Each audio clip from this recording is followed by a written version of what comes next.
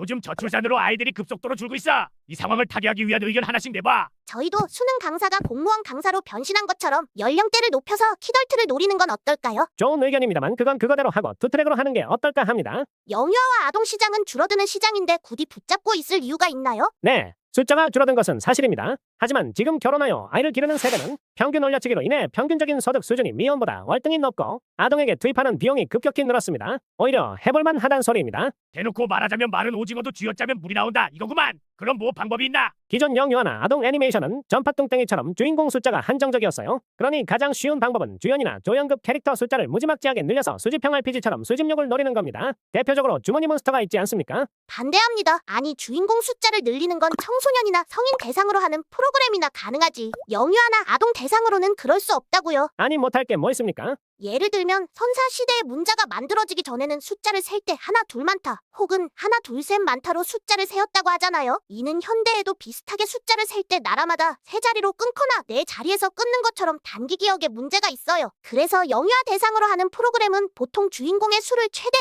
4명으로 제한하잖아요. 다른 것보다 주머니 몬스터는 원래부터가 게임이 메인이었고 그 게임의 주타겟층이 영유아나 아동이 아니었잖아요. 캐릭터가 그렇게 많이 등장하면 산만해지고 캐릭터의 몰입과 애착형성이 힘들어진다고요. 그래, 얘 말도 일리가 있어. 알겠습니다. 그럼 이렇게 하죠. 일단은 애니메이션 첫 출시할 때는 최소 셋에서 최대 5캐릭터만 출시하고요. 한 번에 모든 캐릭터를 등장하게 하지는 않고 시즌제로 운영해서 졸업과 입학 시스템으로 기존 캐릭터는 퇴장하고 동시에 신 캐릭터를 등장시켜 그 문제를 최소화하도록 하면 어떻겠습니까? 시즌 끝난 캐릭터는 한정판으로 프리미엄 붙으니까 오히려 더 좋을 것 같네요. 좋아, 그러면 그 문제는 해결될 것 같군. 잠깐만요. 주머니 몬스터처럼 다양한 캐릭터를 만들려면 디자이너 인력도 많이 필요하고 또 그렇게 많은 캐릭터를 출시하면 아이들이 선호할 수 있는지 검증도 힘든데 그게 쉽겠습니까? 그건 그래. 사람에 들어가는 비용도 늘릴 수 없다고. 에이 그냥 기본적인 캐릭터 디자인은 거의 비슷하게 하자고요. 팔레트 스왑으로 색만 좀 바꾸거나 눈매만 살짝 바꾸고 아니면 헤어스타일과 복장만 다르게 해도 됩니다. 아니 멀리 갈 것 없이 일본 서브컬처도 보세요. 얼굴은 똑같고 헤어스타일과 복장만으로 차별성 두는 것은 똑같잖아요. 그리고 전파뚱땡이를 비롯한 많은 아동 애니메이션도 디자인 거의 차이 안 나잖아요.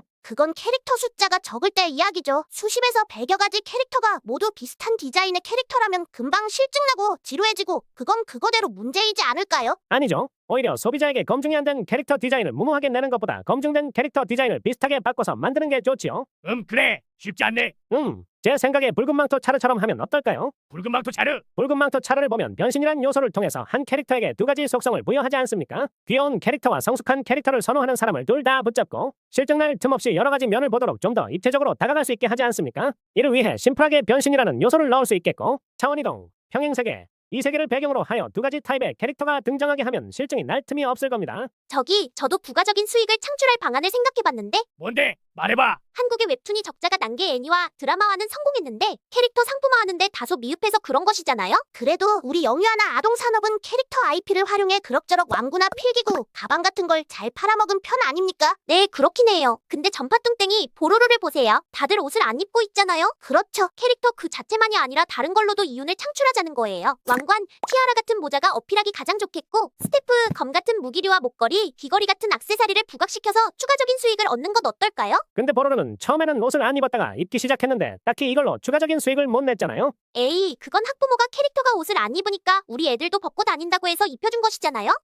살아있는 생물이 아닌데 쉽지 않을 것 같은데요. 액세서리에 우정이나 희망과 같은 의미를 담아서 애착을 갖게 하자는 거예요. 어쨌든 이것도 일종의 캐릭터화 하자는 거죠. 간단하게 마법을 사용하는 모습을 보고 모방하고 싶어하게 할 수 있죠. 그리고 아이들은 어른에 대한 환상이 있어서 모방하고 싶어 하잖아요. 자동차를 모는 아빠의 모습이나 화장을 하는 엄마의 모습, 아동은 어른이 하는 것을 따라하고 싶지만 성인이 아니라 못하잖아요. 이걸 장난감으로 해소하도록 유도하면 잘 팔리지 않겠어요? 근데 듣다 보니까 그렇게 많은 캐릭터와 액세서리가 있으면 그건 그거대로 문제가 될 것 같은데. 어떤 점이 말이죠? 집에서 아이가 가질 물리적 공간이 제약되어 있잖아. 스티커 같은 게 아니면 보유할 수 있는 장난감과 액세서리의 수는 제한될 수밖에 없잖아. 구매력 있는 소수를 대상으로 하는 건 그럼 안 되지. 모두가 우리 애니메이션을 보고 아이들이 그 애니메이션만 이야기해야지. 나만 애니메이션 내용을 모르고 그 장난감이 없으면 왕따 되는 느낌을 아이가 가져야 구매로 이어진다고. 그래서 비싸게 파는 것도 한계가 있어. 그럼 소득 비례형 수익 구조를 가져야겠네요. 소득 비례형? 기존 애니메이션에 나오는 캐릭터는 모두 평등했어요. 그럼 평등하지 않게 만들면 되죠. 뭐야, 주연, 조연 말하는 건가? 그게 아니고요. 분명한 캐릭터별 등급을 만드는 겁니다. 대다수 캐릭터는 노말 등급,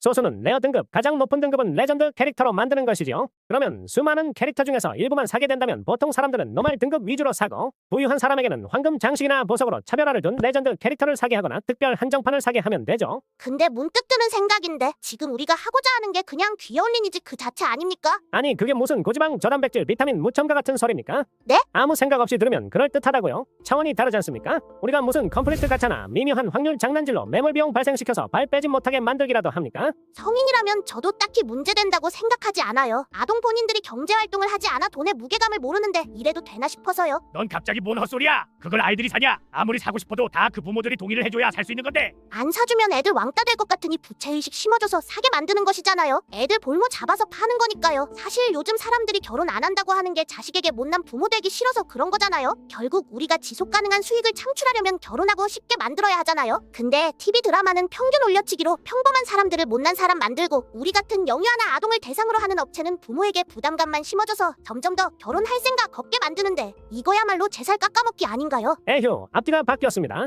우리는 그저 저출산에 대응한 것뿐이지 우리가 저출산을 유발한 게 아니죠. 맞아. 우리 말고 식품업계나 서비스업계도 줄어든 수요와 양극화 때문에 이런 전략을 쓴다고. 수요가 줄었지만 직원들을 실업자로 전락시키지 않고 고용을 유지하려면 이런 식으로 할 수밖에 없잖아. 개인이나 기업이 어찌할 수 있는 문제가 아니라고. 누군들 이런 무리수 써가면서 하고 싶겠냐?